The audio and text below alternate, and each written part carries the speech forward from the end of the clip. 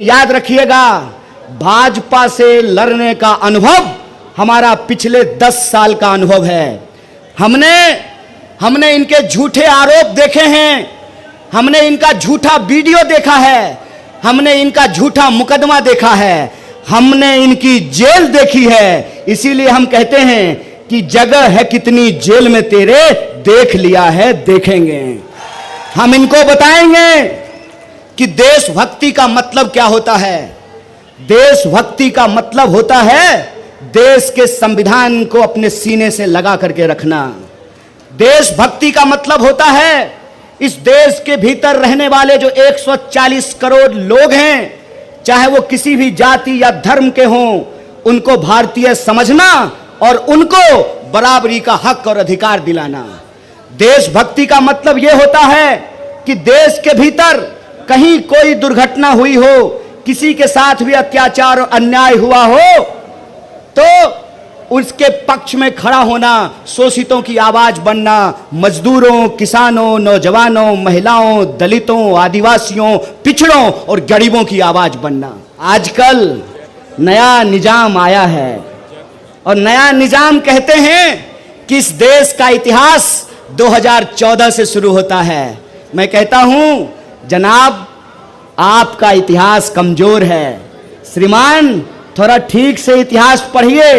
देश का इतिहास 2014 से नहीं शुरू होता है।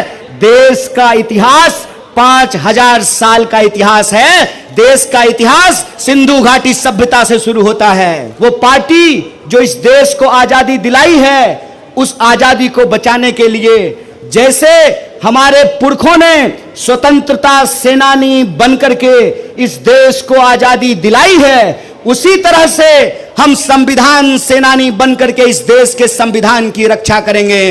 बोलिए, आप संविधान सेनानी बनेंगे? दोनों हाथ उठा करके बोलिए, कोई हाथ नीचे नहीं रहना चाहिए। आप संविधान की रक्षा करेंगे? आप संविधान की रक्षा करेंगे तो संविधान के ऊपर हमला करने वाली इस पार्टी को हम कहना चाहते हैं, भाजपा को हम कहना चाहते हैं, अभी तो आप 10 साल के लिए शासन में आए हैं और 10 साल शासन में आकर के आपका ये मंसूबा बन गया है कि आप इस देश के संविधान को बदलना चाहते हैं। तो हम आपको कह देना चाहते हैं, हमारी विरासत इस देश की आजादी को लेकर लड़ने वाली विरासत है। हमारी विरासत राष्ट्रपिता महात्मा गांधी की विरासत है। हमारी विरासत डॉक्टर बाबा साहब भीमराव अंबेडकर की विरासत है। हमारी विरासत शहीद आजम भगत सिंह की विरासत है। और उसी विरासत पर चलते हुए कांग्रेस पार्टी ने इस देश की एकता और अखंडता को बना करके रखा। कांग्रेस पार्टी ने इस देश के लोगों को बराबरी का अधिकार दिया। बताइए, अगर संविधान नहीं होता, अगर संविधान की ताकत नहीं होती, तो क्या इस देश में हेलीकॉप्टर पर उड़ने वाला और जूता सिलने वाला का वोट बराबर होता क्या? यह संविधान की ताकत है। इस संविधान की रक्षा करना है हमको। इसीलिए हम आप सबसे ये आग्रह करने के लिए आए हैं, ये लाख कोशिश कर लें, ये लाख गुमराह करने की कोशिश करें, ये लाख आपको चाय की दुकान में, ट्रेनों में, बसों में, दफ्तरों में, व्हाट्सएप ग्रुप पर, शादी में, ब्याह में, लगन में आपको अपमानित करने की कोशिश करें, सीना ठोक करके कहिए कि हम बापू के सिपाही हैं, हमने हंसते हंसते गोली खाई है, इस देश को बचाने के लिए आखिरी सांस तक संघर्ष करेंगे।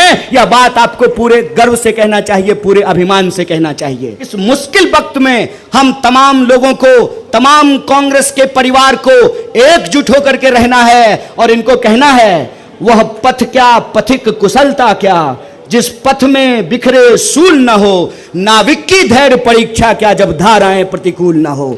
इस प्रतिकूल समय में हम तमाम लोगों को एकजुट होकर के रहना है।